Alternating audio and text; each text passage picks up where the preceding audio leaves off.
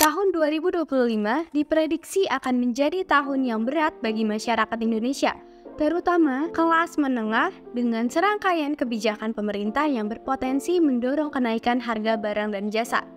Apa yang akan terjadi dengan daya beli kita? Tahun 2025 diprediksi akan menjadi tahun yang cukup berat bagi masyarakat Indonesia, terutama kalangan menengah. Dengan sejumlah kebijakan yang direncanakan, masyarakat harus bersiap menghadapi potensi kenaikan harga barang, jasa, dan iuran wajib. Dalam waktu dekat, beberapa perubahan signifikan akan terjadi, seperti kenaikan pajak pertambahan nilai atau yang biasa disingkat menjadi PPN menjadi 12%, pengenaan cukai baru pada minuman berpemanis dalam kemasan atau MBDK, kenaikan iuran BPJS Kesehatan, serta potensi kenaikan harga gas LPG dan bahan bakar minyak. Yang pertama, kenaikan PPN 12%. Salah satu kebijakan yang paling mencolok adalah kenaikan tarif PPN dari 11% menjadi 12%. Menteri Koordinator Bidang Perekonomian Airlangga Hartarto mengungkapkan bahwa kenaikan ini merupakan amanat dari Undang-Undang tentang hubungan keuangan antara pemerintah pusat dan daerah. Penerapan ini dijadwalkan mulai berlaku pada 1 Januari 2025, namun keputusan final masih menunggu Presiden terpilih, Prabowo Subianto. Kenaikan ini diprediksi akan berdampak langsung pada daya beli masyarakat. Menurut Susi Wijono, penerapan tarif baru PPN ini dapat menambah pendapatan negara sekitar 70 triliun per tahunnya. Namun hal ini juga akan membuat barang dan jasa semakin mahal, menambah beban bagi masyarakat yang sudah tertekan oleh inflasi. Yang kedua, pengenaan cukai pada minuman berpemanis dalam kemasan atau MBDK. Tak hanya PPN, pemerintah juga merencanakan pengenaan cukai baru pada minuman berpemanis dalam kemasan. Kebijakan ini bertujuan untuk menjaga kesehatan masyarakat dengan mengurangi konsumsi gula berlebih. Dalam rancangan Anggaran Pendapatan dan Belanja Negara atau RAPBN 2025, pemerintah menargetkan penerimaan cukai mencapai 244,2 triliun.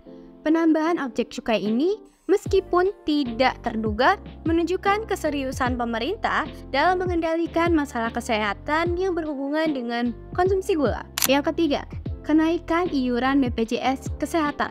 Iuran BPJS Kesehatan juga diprediksi akan mengalami kenaikan nih, terutama untuk kelas 1 dan 2, seiring dengan pemberlakuan kelas rawat inap standar atau KRIS mulai 30 Juni 2025.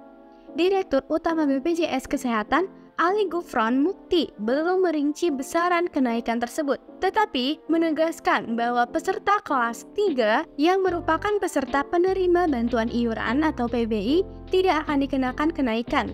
Ini merupakan kabar baik bagi mereka yang berpenghasilan rendah, tetapi bagi kalangan menengah, ini bisa menjadi beban tambahan. Potensi kenaikan harga BBM dan gas LPG. Berkaitan dengan bahan bakar, pemerintah juga merencanakan pemangkasan subsidi BBM, yang berarti masyarakat harus bersiap menghadapi potensi kenaikan harga BBM, terutama untuk jenis Pertalite dan solar.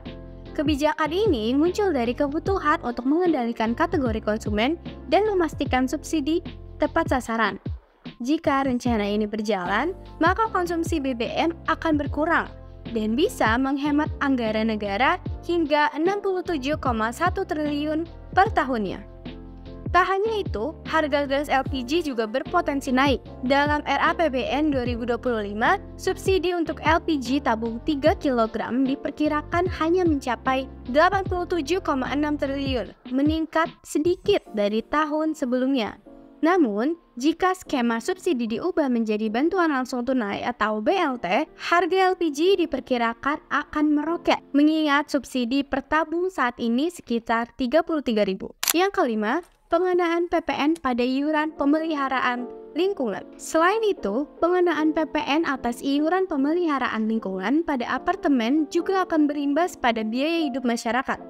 Banyak penghuni apartemen yang tergolong kalangan menengah merasa terbebani oleh kebijakan ini. Kebijakan ini berpotensi memperburuk daya beli masyarakat yang sudah tertekan akibat kenaikan biaya hidup lainnya. Ketua Umum Persatuan Perhimpunan Penghuni Rumah Susun Indonesia atau P3RS mengungkapkan bahwa kebijakan ini tidak tepat, terutama bagi mereka yang merupakan penyewa di apartemen dan tinggal di daerah dengan biaya hidup tinggi.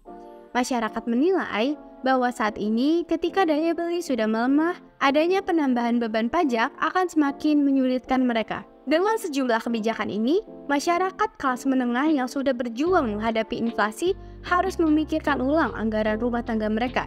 Kenaikan harga barang dan jasa yang sudah terjadi akibat berbagai faktor, termasuk pandemi dan krisis global, semakin membebani mereka. Sebagian besar masyarakat mungkin akan mengurangi pengeluaran untuk barang non-prioritas, dan ini berpotensi mempengaruhi pertumbuhan ekonomi di sektor konsumsi. Kenaikan harga yang diakibatkan oleh kebijakan pemerintah ini bisa menurunkan daya beli masyarakat, yang akan berdampak pada pola konsumsi secara keseluruhan, terutama masyarakat yang bergantung pada produk-produk dengan margin keuntungan kecil, seperti bahan makanan dan barang kebutuhan sehari-hari. Kebijakan ini akan menjadi tantangan tersendiri. Sebagai langkah mitigasi, pemerintah perlu mempertimbangkan program bantuan sosial yang dapat meringankan beban masyarakat. Pemberian subsidi langsung kepada kelompok rentan bisa menjadi solusi untuk menjadi daya beli mereka. Selain itu, pemerintah juga perlu memperhatikan pelaksanaan kebijakan agar dapat berjalan dengan baik tanpa mengorbankan kesejahteraan masyarakat. Secara keseluruhan, tahun 2025 akan menjadi tahun yang menantang bagi masyarakat Indonesia nih. Kebijakan-kebijakan pemerintah yang berpotensi meningkatkan harga barang dan jasa bisa menurunkan daya beli masyarakat, terutama bagi kalangan menengah yang sudah menghadapi kesulitan. Oleh karena itu, penting bagi pemerintah untuk terus melakukan dialog dengan semua pemangku kepentingan dan menyusun kebijakan yang berkeadilan, agar masyarakat tidak semakin terpuruk dalam ketidakpastian ekonomi.